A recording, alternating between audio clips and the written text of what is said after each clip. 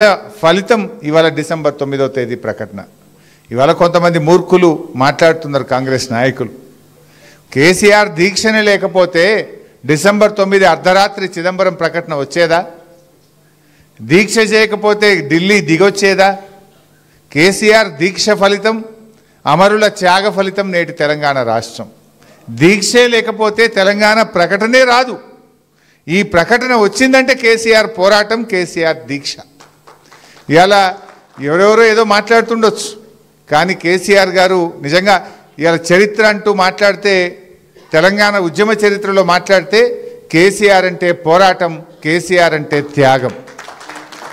రేవంత్ రెడ్డి గురించి కూడా తెలంగాణ ఉద్యమం గురించి చెప్పాలంటే, రేవంత్ అంటే వెన్నుపోటు, రేవంత్ అంటే ద్రోహం.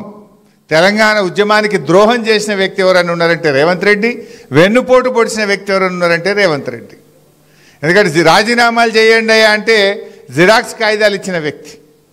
అరే ఉద్యమానికి గెలిచి రావయ్యా అంటే జై తెలంగాణ నుండి తుపాకీ పట్టుకొని కాలుస్తా అని రైఫిల్ పట్టుకొని బయలుదేరిన రైఫిల్ రెడ్డి రేవంత్ రెడ్డి.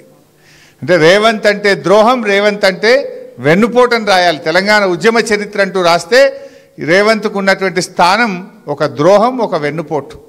ఇలా ఆయన తెలంగాణ తల్లిని మారుస్తుండు. ఇలా రాష్ట్ర వ్యాప్తంగా తెలంగాణ తల్లిని మార్చి కలెక్టరేట్లలో ఒక రేవంత్ రెడ్డి సృష్టించిన తల్లిని పెడతా ఉన్నాడు. ఇలా తెలంగాణ తల్లి అనేది తెలంగాణ ఉద్యమంలో తెలంగాణ భావోద్వేగాల మధ్య, పోరాటాల మధ్య పుట్టిన తల్లి తెలంగాణ తల్లి. ఆ తెలంగాణ తల్లి అసలైన తెలంగాణ తల్లి. ఆ తల్లిని తెలంగాణ ప్రజలు ఊరూరా వాడవాడ వాళ్ళే సొంతంగా పెట్టుకున్నారు. రాష్ట్రంలో కొన్ని వేలాది తెలంగాణ తల్లి విగ్రహాలు ఉన్నాయి, వేలాది తెలంగాణ తల్లి విగ్రహాలు ఉన్నాయి. అది ప్రజలు పెట్టుకున్న తల్లి, భావోద్వేగాల మధ్య పెట్టిన తల్లి, తెలంగాణ అస్తిత్వానికి ప్రతిరూపం ఆ తెలంగాణ తల్లి.